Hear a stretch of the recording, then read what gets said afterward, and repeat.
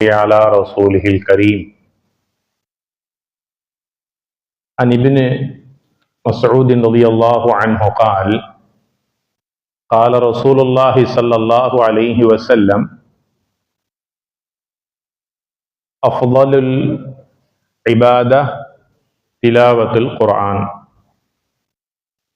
وفي رواية عن أنس بن مالك رضي الله عنه قال قال رسول الله صلى الله عليه وسلم اللهم إني أعوذ بك من الهم والحزن وأعوذ بك من العجز والكسل وأعوذ بك من الجبن والبخل وأعوذ بك من غلبة الدين وقهر الرجال. رواه البخاري ومسلم. கண்ணியத்திற்கும் மதிப்பிற்கும் உரிய உலமாக்களே, சகோதரர்களே, உங்கள் அனைவருக்கும் அஸ்ஸலாமு அலைக்கும் வரஹ்மத்துல்லாஹி வபரகாத்துஹு.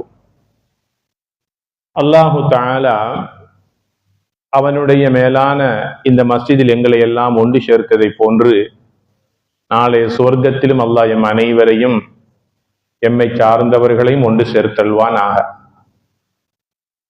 வாராந்தம் நடைபெற்று வருகின்ற ஹதீஸ் விளக்க உரையில் இன்று நாம் எடுத்துக்கொண்ட ஹதீஸ் நபிமொழி மிகவும் அற்புதமான ஒரு நபிமொழி. யாவருமே அதில் கவனம் செலுத்துவதற்கு, ஆர்வம் காட்டுவதற்கு தகுந்த ஒரு நபிமொழி. நபி ஸல்லல்லாஹு அலைஹி வஸல்லம் அவர்கள் நாளாந்தம் காலையிலும் மாலையிலும் ஃபஜ்ரிலும் மக்ரிபிலும் அதிகமான விஷயங்கள் நபிகளாருடைய வாழ்க்கையில் கவலைகளை ஏற்படுத்தக்கூடியதாக இருந்தது. கவலைகளை உண்டு பண்ணக்கூடிய அனைத்து விடயங்களிலிருந்தும் காலையிலும் மாலையிலும் ஃபஜ்ரிலும் மக்ரிபிலும் அல்லாஹ்விடத்திலே பாதுகாப்பு தேடக்கூடியவர்களாக இருப்பார்கள். நபிகளார் அவர்கள் அல்லாஹ்விடத்தில் அதிகமாக பாதுகாப்பு தேடிய விடயங்கள் பல இருக்கின்றன. அதில் அதிகமான விடயங்களை அனஸ் இப்னு மாலிக் ரலியல்லாஹு தஆலா அன்ஹு அவர்கள் இந்த ஒரு நபிமொழி மூலமாக எங்களுக்கு தெளிவுபடுத்துகிறார்கள். நபிகளார் அவர்கள் அல்லாஹ்விடத்தில் பாதுகாப்பு தேடிய மிக முக்கியமான விடயங்களுள் முதலிடத்தை வகிப்பது அஹம், கவலை. இரண்டாவது ஹஸன் அல்லது ஹுஸன், அதுவும் தாங்கிக் கொள்ள முடியாத துக்கம். மூன்றாவது விடயம் அல் அஜிஸ், இயலா தன்மை, பலகீனம். நான்காவது விடயம் அல் கஸ், சோம்பேறித்தனம். ஐந்தாவது விடயம் ஜுபுன், கோழைத்தனம். ஆறாவது விடயம் அல் புக், உலோபித்தனம், கஞ்சத்தனம். எட்டாவது விடயம் ஒன்று இருக்கிறது, கலபதி தைனி வகஹ்ரி ரிஜால், கடன் சுமையிலிருந்தும் மற்றவர்களுடைய ஆதிக்கத்திலிருந்தும் பாதுகாப்பு தேடினார்கள். ஆக இந்த மேற்கூறிய 8 விடயங்களும் மனிதனுடைய நிம்மதியை கெடுக்கக்கூடியவைகள், சந்தோஷத்தை, மகிழ்ச்சியை இல்லாமலாக்கக்கூடியவைகள். ஆனால் இவற்றிலிருந்து ஒரு மனிதனால் விடுபட்டு பாதுகாப்பு பெற்று வாழ முடியுமா என்றால் ஓரளவுக்காவது அவன் முயற்சிக்கலாம். கவலை இல்லாத மனிதர்கள் உலகத்தில் யார் இருக்கிறார்கள்? துன்ப துயரங்கள் இல்லாத மனிதர்கள் உலகத்தில் யார் வாழ்ந்தார்கள், வாழ்ந்து கொண்டிருக்கிறார்கள்? சோம்பேறித்தனம் இல்லாத மனிதர்கள் யாரேனும் இருக்கிறார்கள்? கோழைத்தனம் என்றால் என்ன? உற்சாகம், முயற்சி, சுறுசுறுப்பு, வேகம், விவேகம், இவைகளுக்கு எதிர்ச்சொல்லித்தான் கோழைத்தனம். எங்களுடைய பாசையிலே சொன்னால் பயந்தாங்கொள்ளின்னு சொல்லுவார்கள், கோழைத்தனம். இஸ்லாம் எங்களுக்கு எப்போதும் வீரத்தையும் தைரியத்தையும் ஊட்டுகின்ற மார்க்கம்.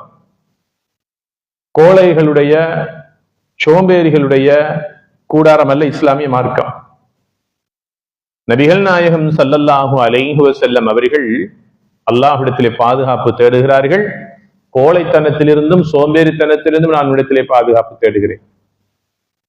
நபிகளார் அவர்கள் அல்லாஹ்விடத்திலே ஒரு விடயத்தை பாதுகாப்பு தேடுகிறார்கள் என்றால் அது எந்த அளவுக்கு முக்கியமான ஒன்றாக இருக்கும் என்பதற்கு நாம் கொஞ்சம் சிந்தித்து பார்க்க வேண்டும். சோம்பேறிகள் முன்னேறுவதில்லை.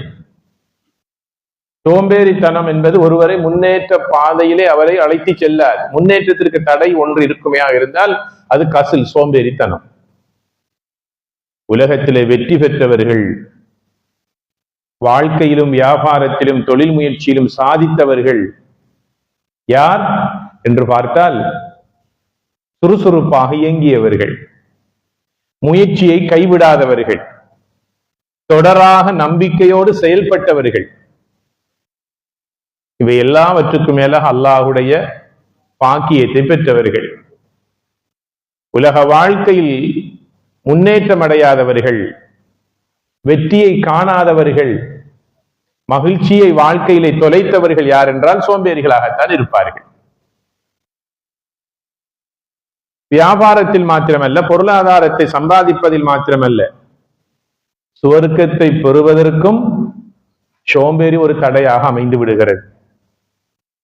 ஃபஜ்ர் தொழுவது மூமீன்களுக்கு மாத்திரம்தான் ஆர்வமாக இருக்கும்.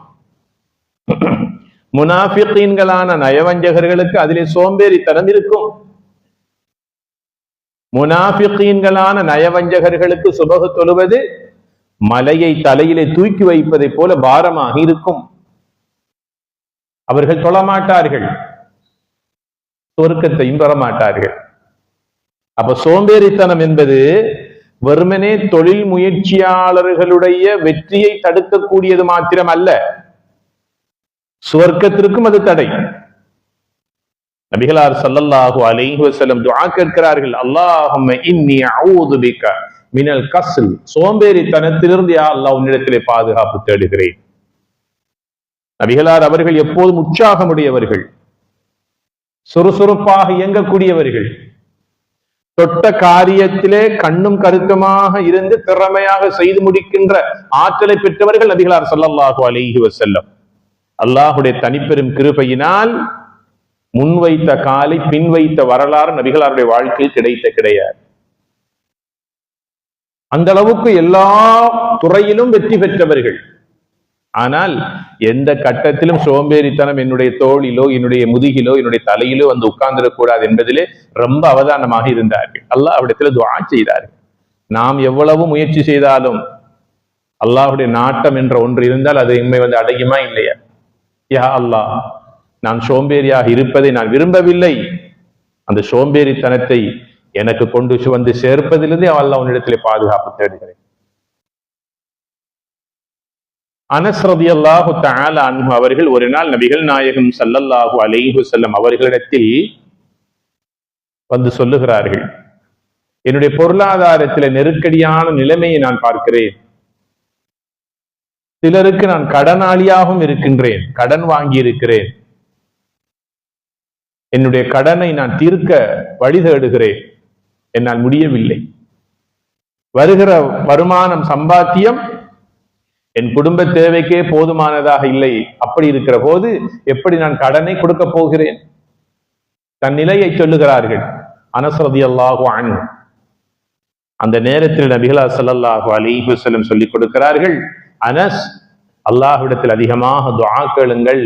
அல்லாஹும்ம இன்னி அஊது பிக மினல் ஹம்மி வல் ஹஸ்ன் வல் அஜ்ஸி வல் கஸ்ல் வல் புக்லி வல் ஜுபன் வதலஇ தைனி வகலபதி தைனி வகஹ்ரி ரிஜால். எப்ப ஓத நபியே நாயகமே? நாளாந்தம் ஓதி வாருங்கள், விட்டு விடாதீர்கள். அனஸ் ரலியல்லாஹு தஆலா அன்ஹு அவர்களுக்கு வழிகாட்டுகிறார்கள், ஆலோசனை சொன்னார்கள். தொழில் தொடராக செய்யுங்கள், சோம்பேறியாக மூலையில உட்கார்ந்து இருக்காதீர்கள். தொழில் செய்ய செல்லுங்கள், உழையுங்கள். உழைப்பின் முக்கியத்துவத்தை அந்த சஹாபிக்கு உணர்த்துகிறார்கள். அல்லாஹ் மீது தவக்குல், நம்பிக்கை வைத்து செயல்பட வேண்டும். நம்பிக்கை என்றால் என்ன? தவக்குல் என்றால் என்ன? அல்லாஹ் உணவளிக்க கூடியவன், அவன் ரஸாக். அவன் ராசிக், உணவளிக்க கூடியவன், வாழ்வாதாரத்தை அள்ளி கொடுக்கக்கூடியவன். யா அல்லாஹ், எனக்கு நீ உணவளிப்பாயாக, வாழ்வாதாரத்தை நிரப்பமாக தருவாயாக என்று ஒருவர் அல்லாஹ்விடத்திலே துஆ செய்கிறார், தொழுகிறார், அல்லாஹ் மீது நம்பிக்கை வைக்கிறார். முயற்சி என்ன செய்ய வேண்டும்? உழைப்புக்கு செல்ல வேண்டும், தொழிலுக்கு செல்ல வேண்டும். அவருடைய முயற்சி அவர் செய்ய வேண்டும். அதிலிருந்து வருகின்றவற்றை அவர் எதிர்பார்க்க வேண்டும். அல்லாஹுடைய கிருபையை அங்கே எதிர்பார்க்க வேண்டும். சோம்பேறியாக மூலையிலே உட்கார்ந்து கொண்டு தொழில் முயற்சியில் ஈடுபடாமல், உழைக்காமல் அல்லாஹுடைய ரிஸ்க் வருமா என்றால் அது அல்லாஹுடைய குதிரத்தை பெற்றவர்களுக்கு மாத்திரம்தான் கிடைக்கும். ஜக்கரியா அலைஹிஸ்ஸலாத்து வஸ்ஸலாம் அல்லாஹ்விடத்தில் துஆ செய்கிறார்கள், அல்லாஹும்ம ர்ஸுக்னா வ அன்த கைருர் ராஸிகீன். அல்லாஹும்ம ர்ஸுக்னா வ அன்த கைருர் ராஸிகீன். யா அல்லாஹ், ரிஸ்கை எனக்கு விசாலமாக தருவாயாக. வ அன்த, நீ யார் தெரியுமா யா அல்லாஹ்? கைருர் ராஸிகீன், ரிஸ்க் அளிக்கக்கூடியவர்களிலே நீதான் மிக மிக சிறந்தவனாக இருக்கிறாய். எனக்கு ரிஸ்க் அளிப்பது ஒன்றும் உனக்கு சிரமமான காரியம் அல்ல. எனக்கு ரிஸ்க் அளிப்பதனால் உன்னுடைய ஹசானாவிலே குறைவு ஏற்படாது. இந்த உலகத்திலே பல பேரும் பலருக்கு உதவிக்கரம் நீட்டுகிறார்கள், உதவி செய்கிறார்கள். எல்லா மனிதர்களையும் விட, எல்லா உதவியாளர்களையும் விட வஅன்த கைருர் ராஸிகீன், உணவளிக்கக்கூடியவர்களில், உதவி செய்யக்கூடியவர்களில் கைர், நீதான் சிறந்தவனாக இருக்கிறாய். அல்லாஹு தஆலா அள்ளி கொடுத்தான். இந்த துஆ நாளாந்தம் ஃபஜ்ரிலே நாம் ஓத வேண்டும். அல்ஹம்துலில்லாஹ். நாளாந்தம் சுபஹ் தொழுதுட்டு ஆபீஸுக்கு, கடைக்கு, வியாபாரத்துக்கு, தொழிலுக்கு போறதுக்கு முன்னால ரிஸ்க கேட்கறதுக்கு பல துஆக்கள் இருக்குது. அதில் 4 துஆக்கள் மிக முக்கியமானவை. அதில் முதலாவது என்ன? அல்லாஹும்ம ர்ஸுக்னா வ அன்த கைருர் ராஸிகீன். அல்லாஹ் குர்ஆனிலே சொல்லி தருகிறான் இந்த துஆவை. அல்லாஹ் ரிஸ்க கேளுங்க, கேட்டுட்டு வெளியே போங்க, தொழிலுக்கு செல்லுங்கள், உங்கள் தொழில் முயற்சியில் ஈடுபடுங்கள். திரும்பி வருகிற போது அல்லாஹ்வுடைய ரிஸ்கை அல்லாஹ் உங்களுடைய வாழ்க்கையிலும் உங்களுடைய தொழில் முயற்சியிலும் தருவது அல்லாஹ் மீது கடமையாகிவிட்டது. அல்லாஹ் மீது நம்பிக்கை, தவக்குல் வைத்து விட்டு செல்லுங்கள். அனஸ் ரலியல்லாஹு அன்ஹு அவர்களை பார்த்து ஸல்லல்லாஹு அலைஹி வஸல்லம் சொல்லுகிறார்கள், நாளாந்தம் தொழிலுக்கு செல்லுங்கள், சோம்பேறியாகி விடாதீர்கள், தொழிலுக்கு செல்லுங்கள், இந்த துஆவை ஓதிக்கொள்ளுங்கள் என்று சொல்லுகிறார்கள். இன்னும் ஒரு சந்தர்ப்பத்தில் நபி ஸல்லல்லாஹு அலைஹி வஸல்லம் அவர்கள் மஸ்ஜிதுக்கு வருகிறார்கள். அது தொழுகை நேரம் அல்ல. தொழுகை நேரம் என்றால் பல பேரும் வருவார்கள், செல்லுவார்கள், அது யாருமே பெரிதுபடுத்த மாட்டார்கள். தொழுகை அல்லாத நேரத்திலே ஒருவர் பள்ளிக்குள்ளே வருகிறார் அல்லது பள்ளியிலே உட்கார்ந்து இருக்கிறார் என்றால் நாம் கொஞ்சம் அவரை பார்ப்போம் இல்லையா? நபிகளார் ஸல்லல்லாஹு அலைஹி வஸல்லம் ஒரு நாள் தொழுகை அல்லாத நேரத்திலே மஸ்ஜிதை பார்க்கிறார்கள். தன்னுடைய நெருக்கமான விருப்பமான ஒரு நபித்தோழர் அபூ உமாமா ரலியல்லாஹு அன்ஹு அவர்கள் பள்ளியின் மூலையில உட்கார்ந்திருந்து அப்படியே கவலையிலே ஆழ்ந்திருக்கிறார்கள். அபூ உமாமா ரலியல்லாஹு அன்ஹு அவர்களுடைய தோற்றம் ரொம்ப கட்டையானவர், ரொம்ப கட்டையானவர். சஹாபாக்கள் எல்லாம் அவரை சிறு பிள்ளைகளைப் போல விளையாடி விளையாடி அவர்களோடு விளையாட்டுத்தனமாக நடந்து கொள்ளுவார்கள். அவ்வளவு சிறுமையான ஆள். நபிகளாருடைய உள்ளத்தில் இடம் பிடித்துக் கொண்டவர்கள். நபிகளார் ஸல்லல்லாஹு அலைஹி வஸல்லம் அவர்கள் சில சஹாபாக்களை காரணம் இல்லாமலேயே விரும்பினார்கள். நபிகளாருடைய ரொம்ப நேசத்துக்குரியவர்கள் சிலர் இருந்தார்கள். அவர்களில் ஒருவர் தான் யார்? அபூ உமாமா ரலியல்லாஹு அன்ஹு. அந்த சஹாபியைத்தான் பார்க்கிறார்கள். ஒரு நாள் மஸ்ஜிது நபவியில் ஒரு மூலையிலே கவலையோடு, ரொம்ப கவலையிலே ஆழ்ந்திருக்கிறார்கள். யா அபா உமாமா மாலி அராக மஹ்ஸூனன். அபூ உமாமா, நீங்க வளமையா சிரிச்சு கலகலப்பா பேசுற ஆளாச்சே, மற்றவர்களும் உங்களால் சிரிச்சு கலகலப்பா பேசிக் கொண்டிருப்பாங்களே, இன்றைக்கு என்ன உங்களோட முகமெல்லாம் கவலையிலே ஆழ்ந்து போய் இருக்கிறது? கவலையோடு இருக்கிறீர்கள், முகத்தில் இருந்த சந்தோஷத்தை காணவில்லை, என் வீட்டுக்கு போகலையா? தொழுகை அல்லாத நேரத்திலே மஸ்ஜிதிலே என்ன செய்கிறீர்கள்? அபூ உமாமா ரலியல்லாஹு அன்ஹு சொன்னார்கள், நபியே நாயகமே, எனக்கு கவலை இருக்கிறது, என் உள்ளமெல்லாம் கவலை நிறைந்து காணப்படுகிறது. அந்த கவலை இருப்பதன் காரணமாக தூக்கம் இல்லை, பசி இல்லை, மனைவி மக்களோடு அன்பாக சிரித்து பேச முடியவில்லை, பஜாருக்கு சென்று 4 பேரோடு பேச முடியவில்லை, 4 பேருடைய முகத்தை பார்க்க முடியவில்லை. ஆக மொத்தத்திலே ரொம்ப கவலை என் உள்ளத்தை பாதித்திருக்கிறது. நான் எங்கு செல்வேன்? அல்லாஹுடைய மாளிகையிலே உட்கார்ந்து இருக்கிறேன். நபிகளார் ஸல்லல்லாஹு அலைஹி வஸல்லம் சொன்னார்கள், உங்களுடைய கவலைக்குரிய காரணத்தை என்னிடத்திலே சொல்லுங்களேன். ஒன்றுமில்லை யா ரசூலல்லாஹ், நான் கடனாளியாக இருக்கிறேன். கடன் என் சந்தோஷத்தை தொலைத்து விட்டது, என் மன நிம்மதியை போக்கிவிட்டது, என் தூக்கத்தை சிதறடிக்க விட்டது. நான் ரொம்ப கவலையோடு இருக்கிறேன். என்னுடைய கவலைக்கு காரணம் என்ன? கடன்.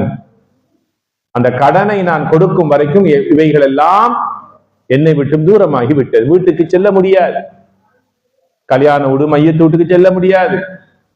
கடன் கொடுத்தவர்களை பார்க்கிற போது எனக்கு வெட்கமாக இருக்கும்.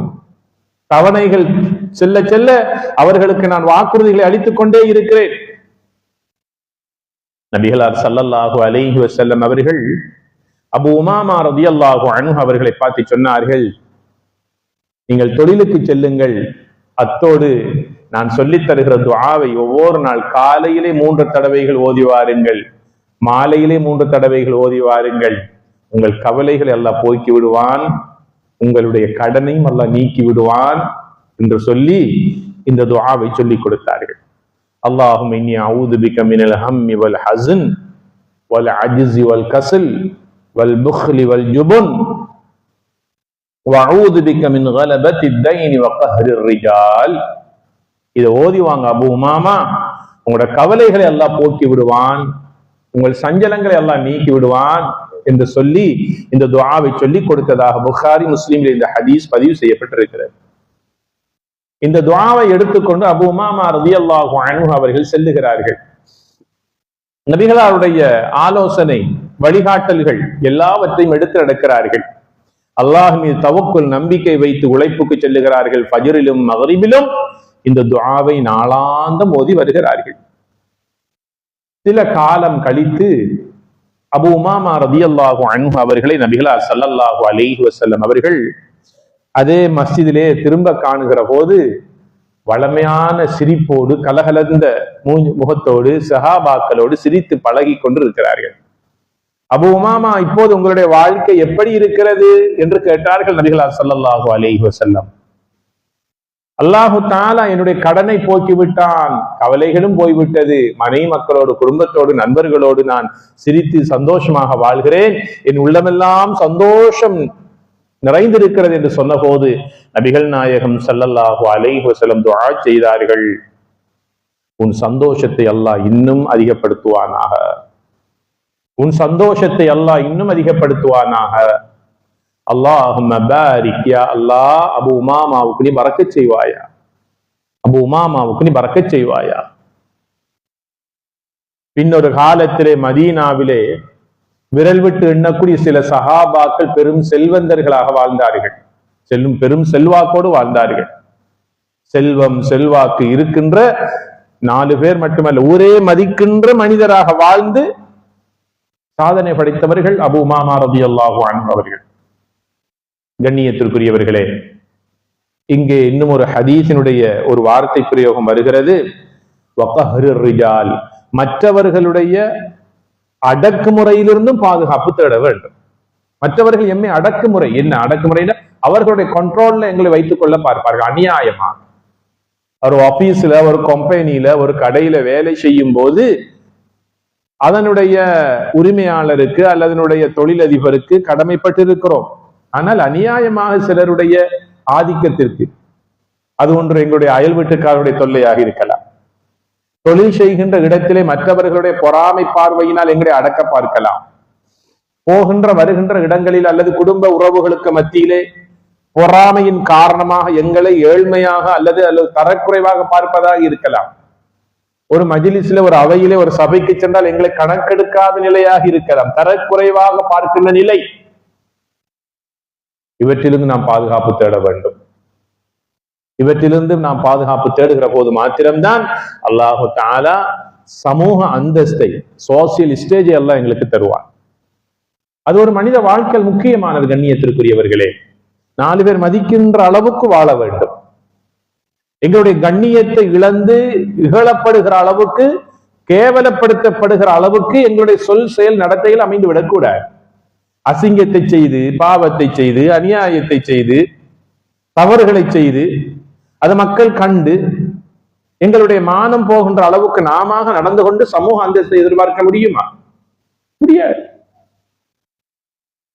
எனவே கண்ணியத்திற்குரிய சகோதரர்களே, இந்த 8 விடயங்களிலிருந்தும் நபிகள் நாயகம் ஸல்லல்லாஹு அலைஹி வஸல்லம் அவர்கள் அல்லாஹ்விடத்திலே பாதுகாப்பு தேடினார்கள். எனவே நம்முடைய வாழ்க்கை என்பது சந்தோஷத்துக்குரிய வாழ்க்கையாக அமைய வேண்டும். சந்தோஷம், மகிழ்ச்சி, நிம்மதி என்பது நம்முடைய வாழ்க்கையின் மிக முக்கியமான அம்சங்கள். வாழ்வதற்கு சந்தோஷம் ஏற்படுத்தக்கூடிய விடயங்கள் பல இருக்கின்றன. நாம் வாழுகின்ற வீடு நமக்கு சந்தோஷத்தை தர வேண்டும். நம்முடைய மனைவி நமக்கு சந்தோஷத்தை தர வேண்டும். நம்முடைய பிள்ளைகள், அந்த பிள்ளைகளை பார்க்கிற போது நம்முடைய கல்பு குளிர்ந்து சந்தோஷம் வர வேண்டும்.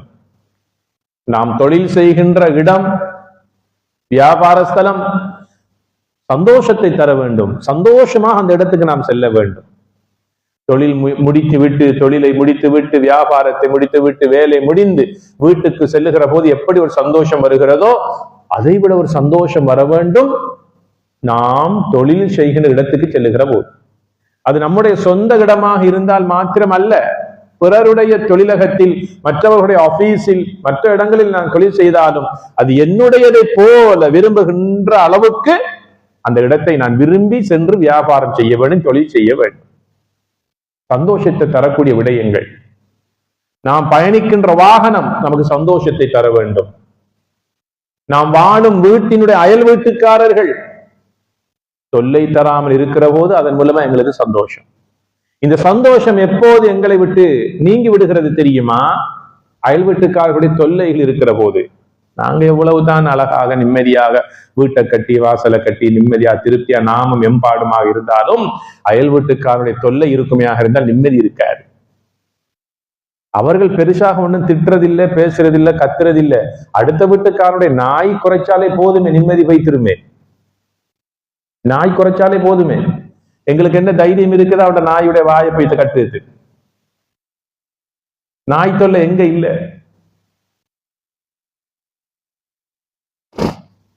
ஆக கண்ணியத்திற்குரியவர்களே, நிம்மதி வேண்டும், சந்தோஷம் வேண்டும். அல்லாஹு தஆலா இந்த நிம்மதியை தரக்கூடிய வழிமுறைகளை தான் எங்களுக்கு சொல்லி காட்டிய ஸல்லல்லாஹு அலைஹி வஸல்லம் அவர்கள் சொல்லுகிறார்கள், நிம்மதியாக வாழுங்கள். ஏன்? வாழ்க்கை என்பது ஒரு வாழ்க்கை தான். இன்னும் ஒரு வாழ்க்கை அல்லாஹ் தரப்போறது கிடையாது. ஒரு ஹயாத்தை தான் அல்லாஹ் எங்களுக்கு தந்திருக்கிறார். இது இல்லை என்றால் அடுத்த வாழ்க்கை வந்து வரும். அதுல கரெக்டா நிம்மதியா பிளான் பண்ணி திட்டமிட்டு சரியா எடுத்துக்கொள்ளலாம் என்ற இரண்டாவது சாய்ஸ், இரண்டாவது தெரிவு ஒன்று கிடையாது. உள்ளது ஒரு வாழ்க்கை. அல்லாஹ் வாழ்க்கையை தந்திருப்பது வாழ்வதற்காக. இந்த வாழ்க்கையை நாம் யாருக்காகவும் தொலைத்து விடவும் கூடாது. மற்றவர்களுக்காக எம்முடைய சந்தோஷத்தை நாம் இழக்கவும் கூடாது. ஆக கண்ணியத்திற்குரியவர்களே, கேட்ட இந்த ஹதீஸினுடைய துஆவை அதிகமாக ஓதி வருவோம். அல்லாஹுடைய மேலான ரஹ்மத், அவனுடைய பேரருளையும் பெறுவோம். நபிகள் நாயகம் ஸல்லல்லாஹு அலைஹி வஸல்லம் அவர்கள் பாதுகாப்பு தேடிய இந்த 8 விடயங்களிலும் நாமும் பாதுகாப்பு பெறுவோம். அந்த துஆவை நான் சொல்லித் தருகிறேன், எல்லோரும் சொல்லுங்கள். அல்லாஹும்ம இன்னி அஊது பிக மினல் ஹம்மி வல் ஹஸன் வஅஊது பிக மினல் அஜ்ஸி வல் கஸல் வஅஊது பிக மினல் ஜுப்னி வல் புக்ல் வஅஊது பிக மின் கலபத்தித் தைனி வ கஹ்ரிர் ரிஜால். ஆமீன் யா ரப்பல் ஆலமீன். سبحان ربك رب العزة عما يصفون وسلام على المرسلين والحمد لله رب العالمين والسلام عليكم ورحمة الله وبركاته.